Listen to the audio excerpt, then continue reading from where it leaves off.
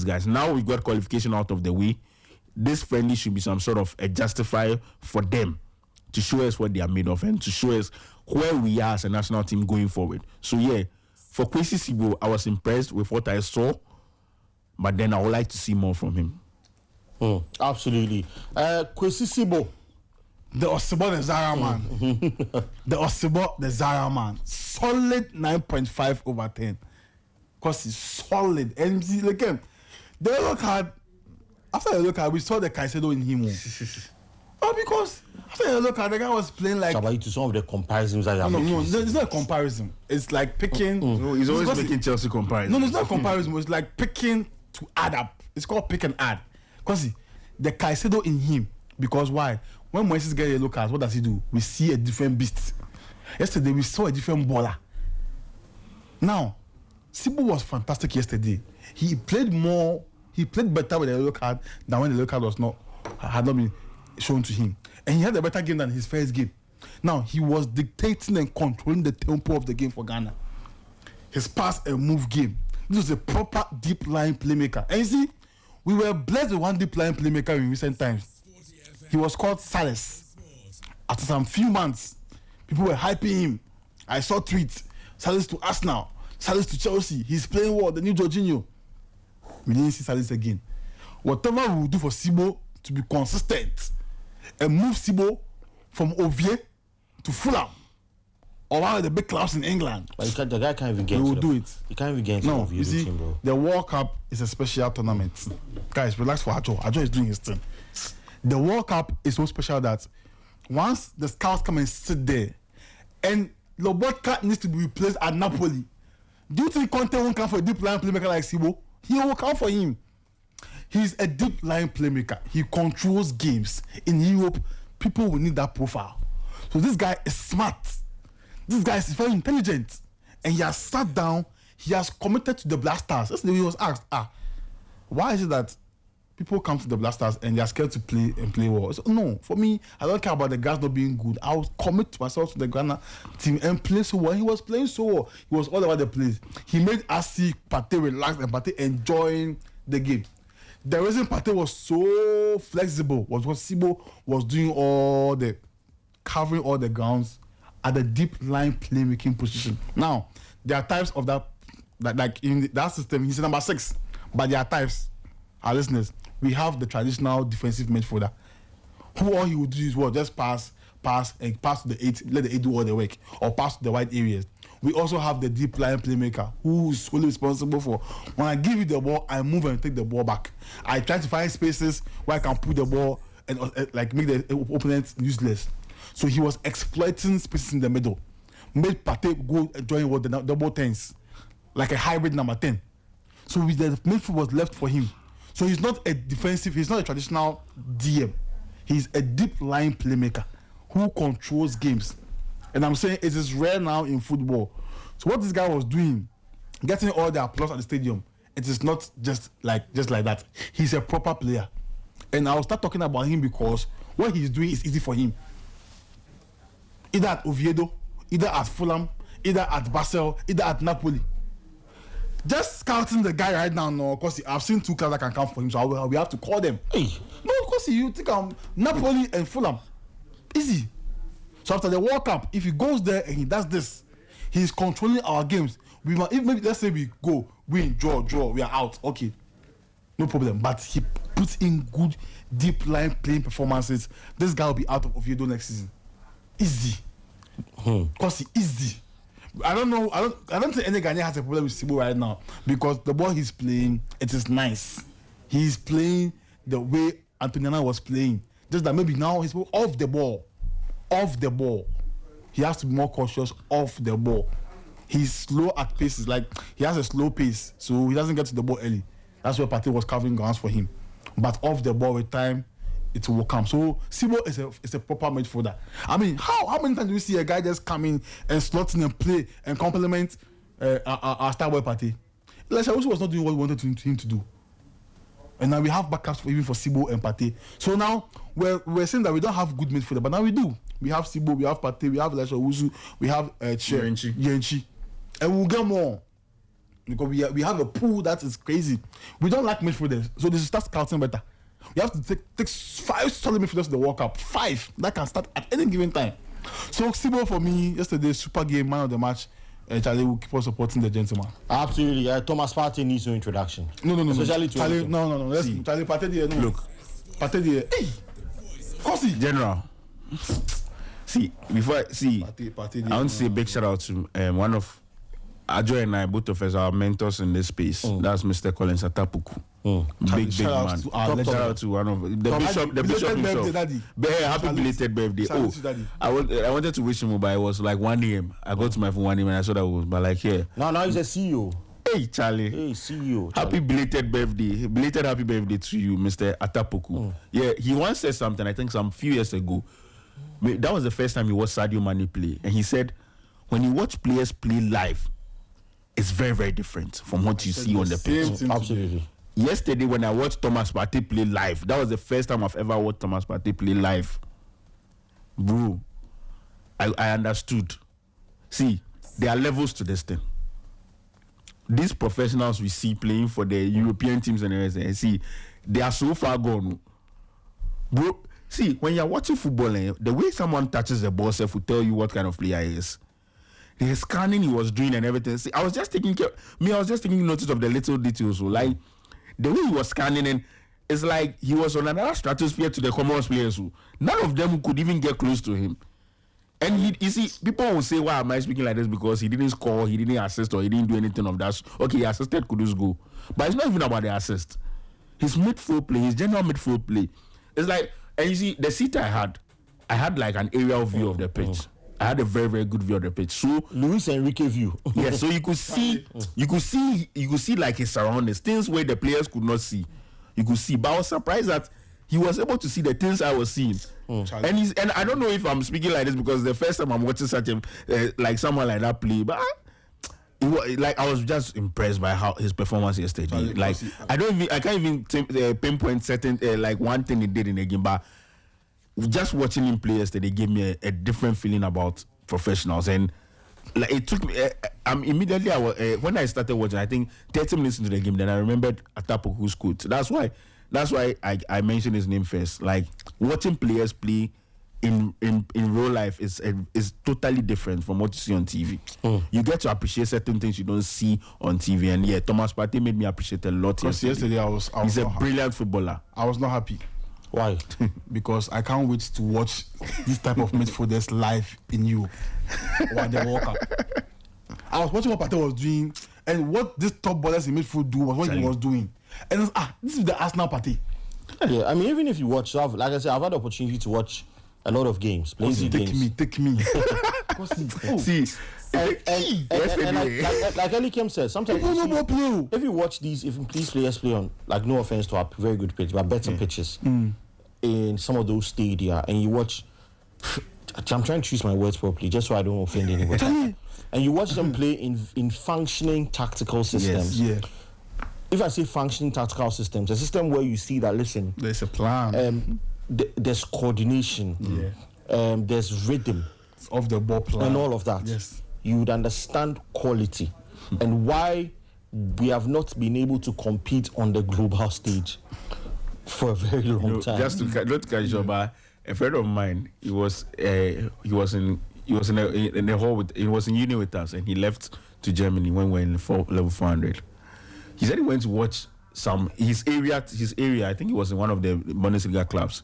The under 12s were playing, and he went to watch them play.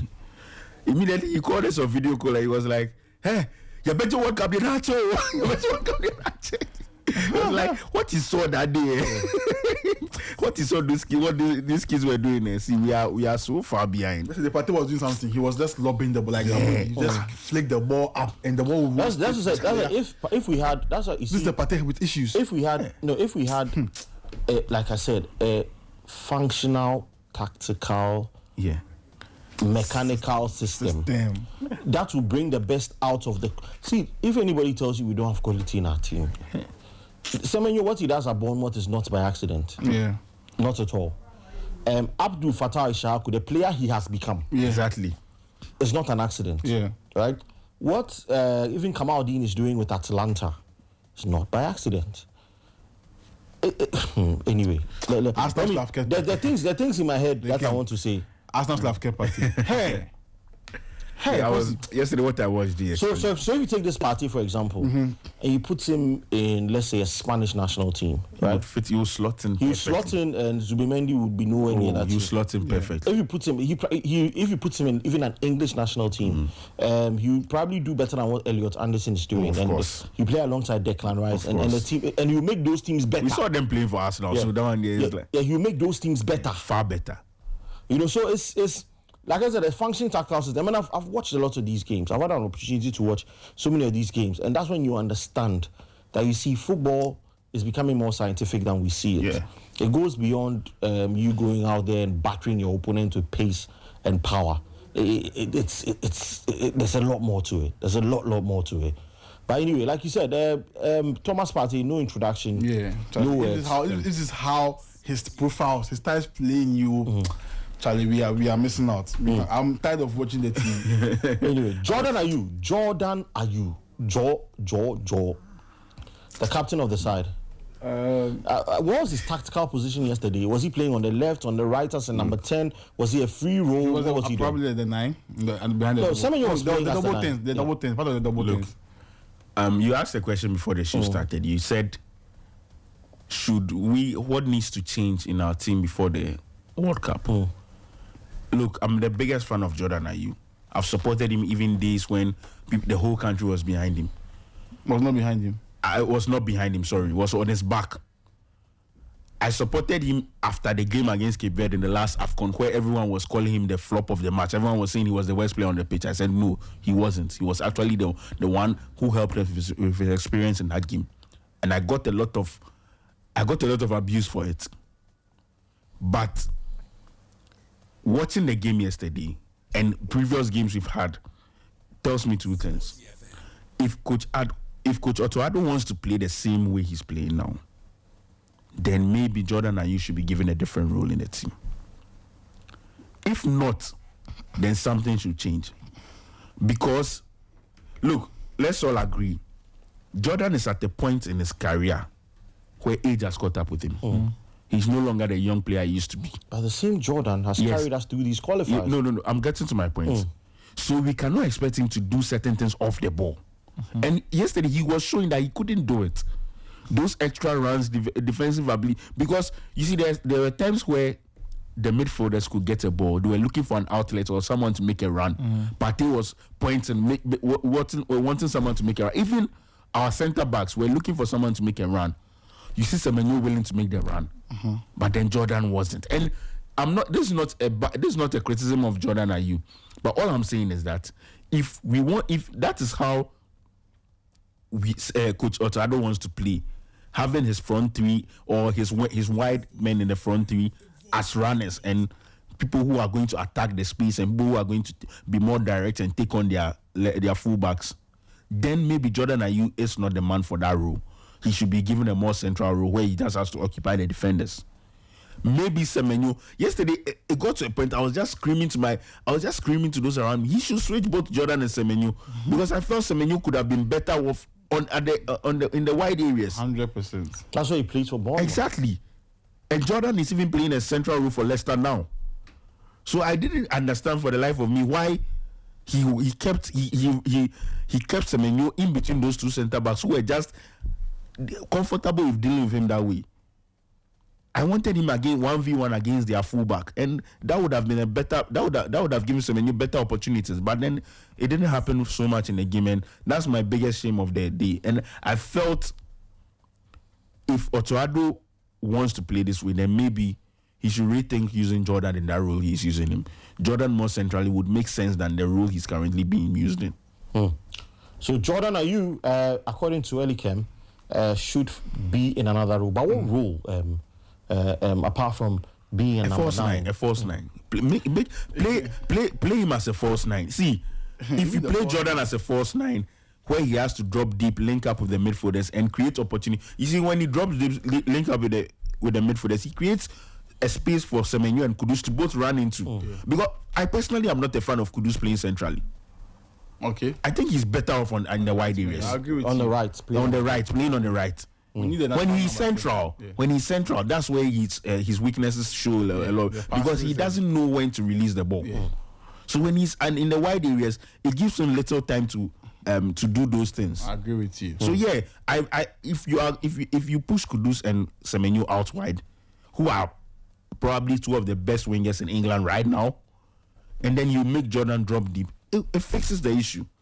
But keeping Jordan on the right, where he does very little work to support his fullback, he does very little. He makes very few runs to help the midfielders who want to play balls in behind and all that. So I'm really lost. Otto Addo has really lost me with that kind of system he wants to play. Yeah. Now let's look at Mohamed Kudus. I mean, since he's come up anyway. I mean, yesterday he got the all-important goal for the Black Stars of Ghana. He also had a pretty good game. I mean, a few deft touches here and there. He wanted to do some catching. To entertain us. Yeah, absolutely. But I mean, Kudus, I mean, we know his quality. I mean, that's not debatable at all. But I mean, what kind of impact do you think he's going to have on this team going forward? Does he need to exert himself some more? Show us that Kudus we see at Tottenham every week. Yeah, because I think I sat here, I think with Justice, and said that if Kudus can add numbers to his game, he could probably win the Africa Best Player someday or one day. And I mean, I like the fact that he's not being like a statistical Kudus when he comes to play for Ghana. He's impacting games, like he will feel the Kudus presence in the game. But you see, I want to combine Kudus, Semenyo, and Ayew and say one thing. No matter the system we are playing, these three boys, I'm not seeing telepathy. I'm not seeing any chemistry. And that might be the biggest downfall for Otto Addo. Because he don't look at the names and play them.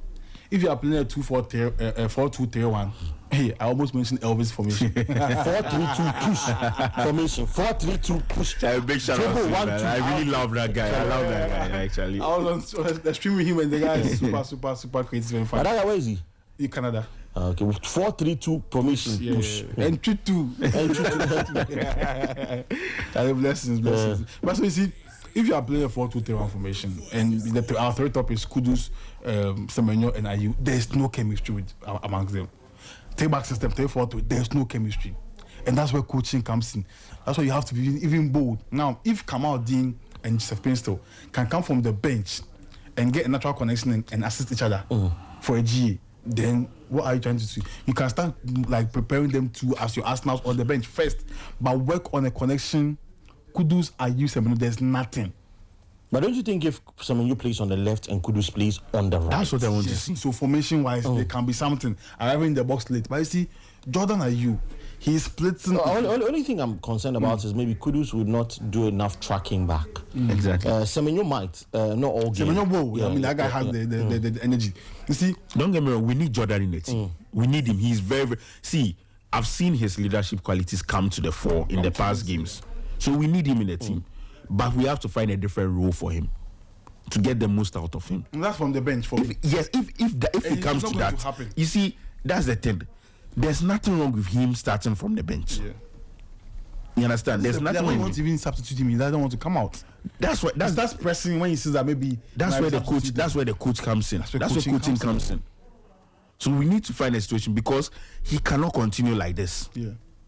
We appreciate. See, he's the reason we've qualified for the World Cup. Yeah, the numbers were crazy. He's the reason. So that you see, that's what I'm saying. It's difficult to speak about Jordan now. It's political opinions because he's difficult. Because he's the reason we've qualified for the World Cup, and I'm a very big fan of him. But with the way we want to play, it requires him to do more. And if he doesn't, if age is not allowing, is not going to allow him to give us that much, then we need to start thinking differently. Wow. Do you like him as a number 10? I would want to see him there. No, I want to see him as a false nine. Do you? I think playing as a false nine, he will perform very well. Yeah. Okay. Because we are looking for. I mean, his creativity is. His industry is minimal. Is good. Yeah. So he has always downhead. His head is facing like. So for me, Ayew. Let's talk about his positive side. He has really improved when it comes to this. The captaincy. I saw. One guy's birthday. The young player that they called up. He organized the boys, mobilized the boys. They celebrated. That's little bits in leadership that. It will come with time. Like you have the armbands now, you have to be there. You have to be vocal. He's granting interviews as he has to do. The Ayew we knew was shy and low profile, just somewhere chilled when his brother was in charge. But now he has taken over that mantle and he's drawing it to the top. So for me, Ayew, positive side, the captain is doing well. I see him talking to you every sentence, but he's playing well in the half spaces. When you put Ayew as a number 9, just like a Kylian Mbappe, he will move to the left half spaces in any system. So every day, because you look at our number 9, the box presence is not there. Exactly. It's non-existent. We have 0 box presence because our number 9 will move. So between him and Semenyo, we have to try and get it right. Are we playing Semenyo as a winger, or are we playing Semenyo as number 9? So at Bournemouth, Semenyo plays as an inside forward from the right now. No, from the left. From the left. So he doesn't play as the one that will hug the touch line. Yeah. He plays as the one that would cut in with time, and he floats in and across the front line. So he's not a central striker who's static and wants to wait for the ball. He's good on the ball, and that's the role we use him in Ghana. And I feel we are not using him to his best. Well, we're not using him well at all. Talking about number 9, even all our forwards, even in Naki, it's an inside forward. Exactly. So we need to mold a system around him. Pep Guardiola had done that perfectly. He's done that when he didn't have a number 9. Yeah. So you need to mold a system where your inside forwards can interchange so efficiently. So it's instructions that you have a fluid front line that would still get you goals. Yes. Advantage of that is that it makes your front line more difficult to mark. Yes. And then it gives your team more numbers in different parts of the pitch. Exactly. Because you have players who have mobility. Other than the number 9 who's arrowhead, waiting for the ball to come. That's what Semenyo had to do yesterday. Exactly. There were a few times he took matters into his own hands and came deep. Like at Leicester, they play him more centrally, and what I realize is that for Jordan at Leicester, they play him more centrally, and if you watch the way the wingers play off him, it gives me a little bit of hope that maybe Ghana could benefit the same way, because for Ghana right now, I think our biggest strength is our wingers. We have very, very good wingers now. If you look at a player like Enes Nyama hasn't even been in a collapse, and he's one of probably our very, very good dribblers on the ball. Someone like Fatah Isaaku, he has one big one of a left foot. And these guys are. You see, the thing is, we are blessed with different profiles. Exactly. So if we want to play wing-hugging wingers, we have Ishahaku, we have Kamaldeen, we have Joseph Bensu, we have Enes Nyama. Yes. If you want to play wingers, that are inside forwards. We have Kudus, we have Semenyo. We have Semenyo, we have Inaki Williams. Exactly. So we shouldn't lack at all tactically. Exactly. Otto has all the arsenals to do well, to adapt, to tweak systems, because it's easy. You see, if you are playing this Otto system, the double 10s, when we have Kudus, like him rightly said, he won't like Kudus as number 10. But if it's a double 10s, I'll play Kudus. I'll ask Kudus whether his partner in double 10s. Still no. For me, I'll do that because once he moves into the right half spaces, he's left another number 10 there to do the other work there. If you play him single 10, we kind of expose him with his passing abilities. Yes. But if it's double 10s, Kudus can drift to the right side and kind of link up with the winger there or the wing back there. You see, so that in that one sense, the double 10s works, but who will partner him? Exactly. We don't have that profile yet. We don't have a lot of number 10s, traditional number 10s. I mean, Thomas, what's his name? Asante. No, not Asante, the other one. Not Brandon Thomas Asante. There's Babunsu, Christopher Babunsu. We have to try him and see if he can do that. So if you are trusting the first team players we have, this system is lacking. If you pair Jordan, Ayew, and Kudus at double 10s, you are hurting your attack. So Ghanaians are saying, we don't like the three-back system. We have to do something about it or get it right with the fullbacks and the double 10s. Else you will struggle at the World Cup. We know what we are saying. We see it. Don't let these profiles we have go to waste. You can start your 4-2-3-1. Right wing, Kudus. Left wing, you have plenty options. Even if Kudus will play as number 10, you have right wing options. Kudus 10. Left wing, you have options. You have Semenyo, you have Ayew, you have number 9, Naki, Asante. We have options. We have to get the front three firing. They have to get that telepathy fast. Because look at the French team. Look at the big boys, the big nations. This coach does not coach them too much in an attack. The chemistry is already there. They are friends at the national team. Look at England. Saka and somebody will fight. Saka and give me a name like him. Saka and probably an attacker will fight in a club game. But when they win the national colors, they know that the chemistry is there. They will work. I'm not seeing that between Kudus and No, Semenyo. and also because I think a lot of their coaches work with them off season. I know for a fact that they do send a lot of emails on positions and all of that to them. because they're not with them all the time. If you want to keep your team on tip-top level, you need to be working with them off the. Especially going into a World Cup, a lot of the top nations are good with that. And that brings us to the question. I mean, we let's talk about our coach Otto Addo. Let's do that for the next 7 minutes, and then I'll open the phone lines. You spoke about the fact that we have all the Arsenals. You look at our squad, right? And we have every kind of profile you can think about. From the flying fullbacks to the conservative fullbacks to the centre backs to the ball playing defenders. The deep line playmakers. We've got a couple of deep line playmakers and hard tacklers and anchormen. I mean, even the likes of Baba Idrisu and Salis Abdul Samad can't. We have Kofi Che still off. Hasn't made the still squad. off. I really love that guy. What's the update on him? He's injured again. No. He's recovering. He's recovering, but I think so. I think it's January 2026. Yeah, he's recovering. He's still doing. I mean, to sing. So we've got how do you call it? Elisha Usudu who can even get. It's a long season, no. Who can't even get. These players will have to justify their inclusion in the team. Yeah, they will have to show a consistent form in the next 6 months. So, definitely. So we have all the profiles, forward line, all the profiles. But then Ghanaians have not been very impressed with the coach's use of his arsenals. They feel that he's not pulling the trigger enough on the heavy artillery. He's got tanks. But he's operating the tanks as though they were pistols. Is this something you agree with? Let's take it like him. First of all, I mean, whether we like it or not, the narrative around Otto Addo might not change, but we can't take this away from him that he has qualified Ghana to another World Cup.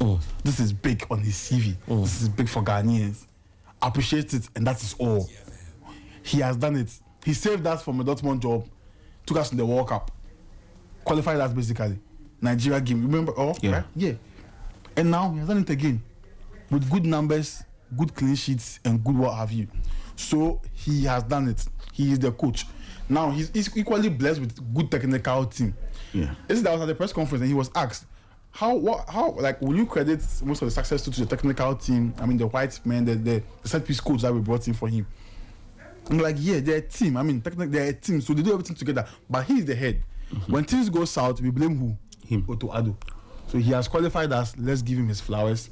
And say, coach, thank you. You've done so well. I mean, I took a picture with him and we scored 5 goals. So, so you gave him the tactics there. Some small. But he also gave me some out tweets. Super cool. But the three-back system is not complex.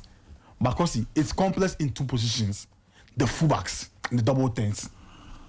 Now, when I went to coaching school, one of the formations that I wanted to go hard on was the three-back systems, and I like the 3-4-3,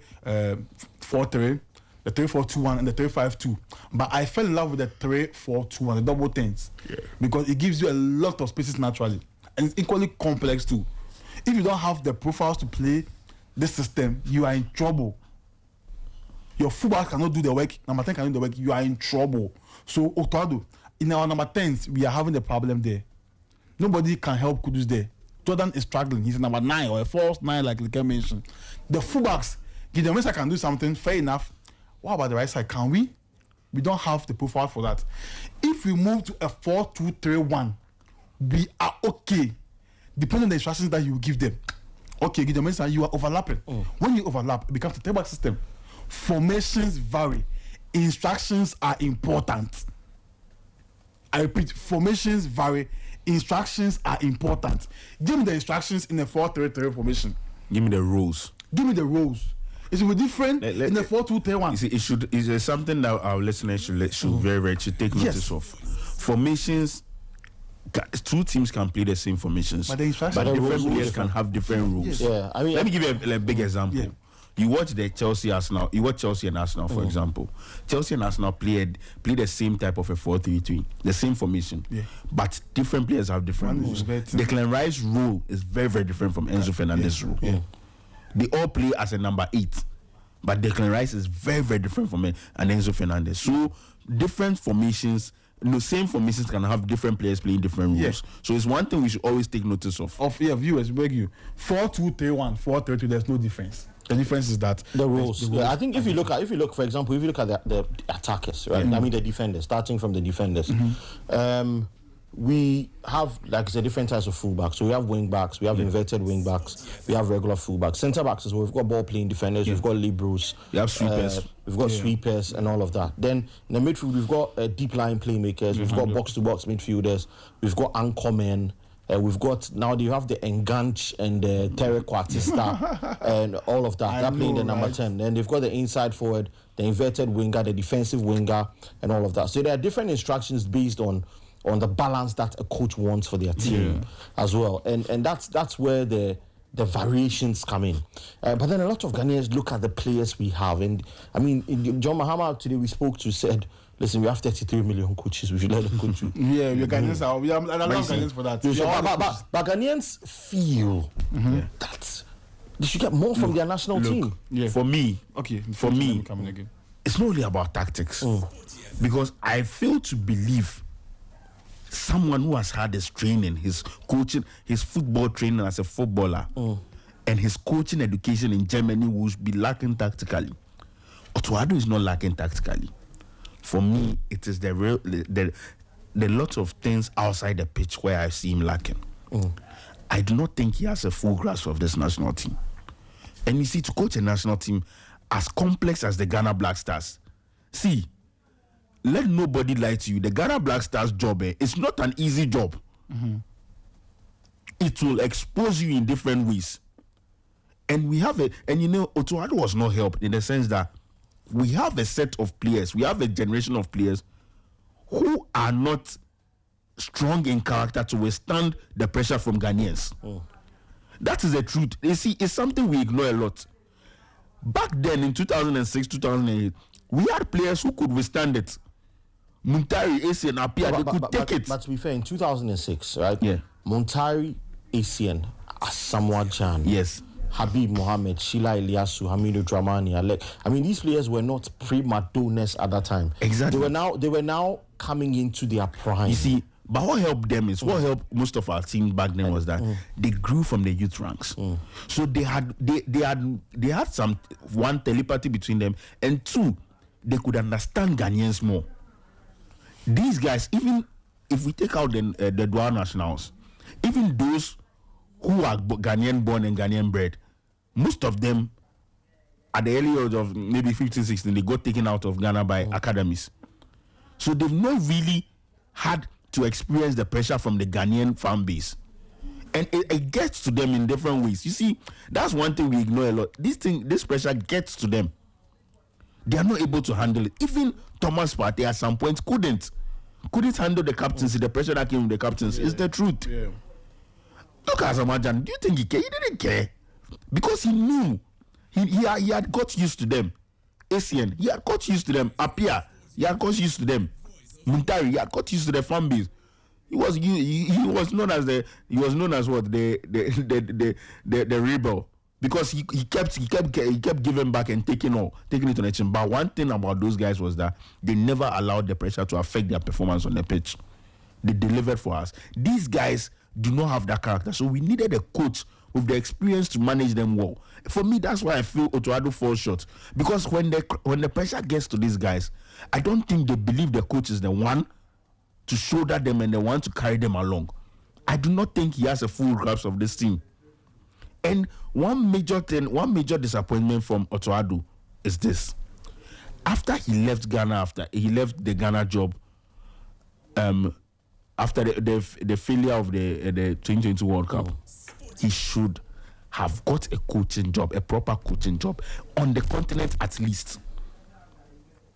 Maybe coach, see, everyone who has the Ghana coaching job on his CV should be able to attract a country like Lesotho, Benin. Just get someone, just get a feel of the experience of the African game. If he had a plan to come back, to return to Ghana someday in 2022, he should have done that. Apparently they brought him back because he didn't meet any of the criteria. Exactly. Yeah. So if he had done that, look, the exposure, we see what the exposure in Sudan gave to Kwesi Appiah. Let's not forget, Kusiapia was appointed as Ghana coach under the same circumstances, assistant coach for a long time. Then we decided to naturally give him the role. After the Brazil 2014 debacle, he had exploits in Sudan.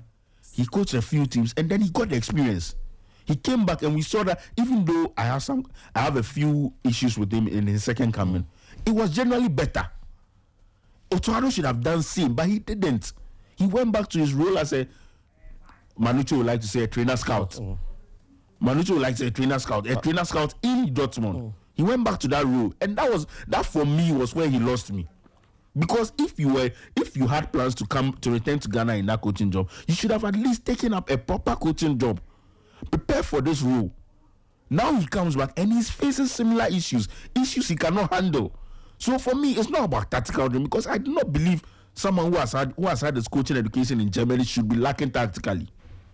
It shouldn't. But Ghanaians have qualms with the tactics. I just think the players do not believe in it. I feel so. See, this World Cup qualification, we are going to give Otto Addo the exploits. The plaudits. Sorry, we are going to give Otto Addo the plaudits.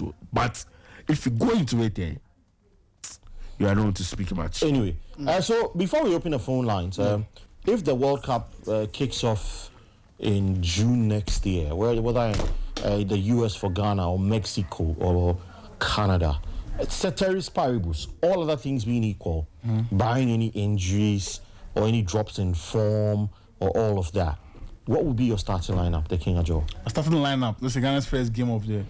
I mean, it's still very early, but it's still very, and it's still very. In a lot of context as well. I mean, because a lot of things will come into play. The opponents we are playing and all of that. So I'm sure if it was a Spain, it would be different. If it was for me, Jordan, it would be different. I even think we should relax a bit on. We should see this season is. But let's do it. A lot of players will spring up. It's World Cup here. I think there will be massive changes. That's what I'm feel like. That's what I'm giving all these. Of the squad that played yesterday, I don't think more than 15 of them will make the World Cup squad. Hey, wow. I'm telling you. Probably the bench players. I don't think more than 15 of them will make it. The core of the team will be there. That's why I gave I gave a lot of caveats. Yes. A lot of caveats. Yes. Yeah. Anyway, yes. So should I try? Yes. Well, for me, I mean, a 4-2-3-1, obviously, easy. 4-2-3-1. Asari in post. A left back, I think Gideon Mensah with a different kind of instructions and rules. At right back, Tariq Lamptey won't be going. I think it's an ACL. Yeah, it won't be going. So for me, that's where I have some small asterisks because I'm not convinced with Seydou. But Seydou will start for me if there's nobody. So Seydou as a right back. 4 and 5, I'll go with Juku and Ajeti. Yeah, if Salisu on the bench, no left-footed centre back. No left-footed. No, Salisu on the bench. Yeah, for me. And 4 and 5, that will pivot 6 and 8. Sibo and Partey. 10 Kudus, right wing. Joseph Painstill. And the left wing, I'll play. Semenyo. And number 9, I'll play Jordan. And with that, the instructions are simple. That's what is important for me. So when we build up, it becomes a 3-back system. I'll have Seydou as the right centre back. I mean, the young guy, Ejiku central to cover everything, and Ajeti as the left centre back. Okay. So if it's not working for Ajeti, you can bring in your backup in Salisu. So I'll bring competition there naturally. Because Salisu, I know he's good, but this guy too is kind of complete defensively. Because I'm coming to overlap or give me a special role. In that special role, if anything goes south, I don't trust Salisu to defend well on a counter for the opponent. So for me, I'll play Ajeti there. And also Gideon Mensah will be the left back. That will become the winger all the time to push Semenyo centrally often.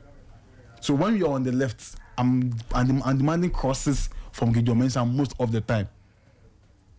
When we come to the right, I've put in a right winger there. I have options. Joseph Painstill, Ishawaku, Nyama, a lot of options. So if you're not playing well, first 20 minutes you are out. Oh, well, that's too harsh. Anyway. No, because on the right, for me, it's the World Cup, it's the Mundial. Yeah. Your take-ons, 10 over 10 take-ons. Because if I move my eyes to the bench, I have options there. Because that's the only place where I can completely take on. Because on the left, I'm crossing the balls for Ayew headers. Because are you catching me? I'm getting on the right, I'm doing take-ons. Those are the instructions because I'm not overlapping anybody from that side. Because Edu he's back there defending, but the people was working. So Sibo will work hard with the deep line. Partey will join 8, 10 often. Then in the box we have presence there. Kudus in the box often. Jordan in the box, and also Semenyo aerially in the box. So you can have 3 players in the box whilst Gideon comes towards cross a ball. And you can have your right winger also taking players onto complete take-ons and doing cutbacks and crosses. So it's going to be a wing play. So in this system I've mentioned, only I move it's not a take-back system. It's a take-back system. But you have more numbers where? Up front. So tactics, it varies. It varies. So you can do a lot and give the players different kind of instructions. So for me, that's what we can do. And number 9, that Asante guy, we shouldn't underrate him. What he's doing for Lampard is crazy. Brandon Thomas and a good bench wins games. So if you look at my bench, because the bench is rich. Anyway, let's stick to the starting lineup. Yeah. As I said, with all the caveats and the ceteris paribus and all that things you call. I've spoken a lot about stability today, so I'm not going to go against that. My centre backs don't change, Salisu and Jiku. Until Salisu, there's an asterisk on him because I'm still disappointed by him, but I'll still keep him in the team. What formation? I'm playing a 4-back, a 4-2-3-1. Same like okay. So I'm playing Salisu and Jiku as centre backs. Benjamin Asare, of course, SM for life. It's imposed. Until new evidence is given to me, Benjamin Asare remains imposed. Then, look, in the next 8 months, we should work on looking for better fullbacks to compete with the ones we already have. Yeah. I want to see a lot more from Ebenezer Annan before I make a decision on him. So for now, I'll keep Gideon Mensah. Same with Ali Seidu. I think with Tariq Lamptey would have been my preferred choice, but he's injured. I doubt the ACL is an injury side that, like, when you return, it's going to be difficult for you to pick up immediately. And the timeline suggests he's going to return by April. I don't know how well he'll be ready for the World Cup. So for now, I think we should plan with Ali Seidu in mind. Then in midfield, Thomas Partey starting. I'm inclined to give Caleb Iwechi a chance because Head of Sibo. Yes, what I saw yesterday, I liked it a lot, and I've been hearing a lot of good things about him. I've been watching clips from his exploits in Norgerland, playing in that role. He came on in about 20 minutes. I saw things I really liked, so I would want to explore that option a lot more. Caleb Iwechi and Thomas Partey at the base of our midfield. Then I'll play Kudus on the left. On the left? I'll play Kudus on the left. I'll not play him in the right or left? I'll play Kudus on the right, sorry. Yeah, right there. I'll play Semenyo on the left. I want our full-backs. I want us to play our best wingers in their right positions. I'll play Jordan as a false 9. For the number 10, I'll leave it open. We have to find a number 10. Wow.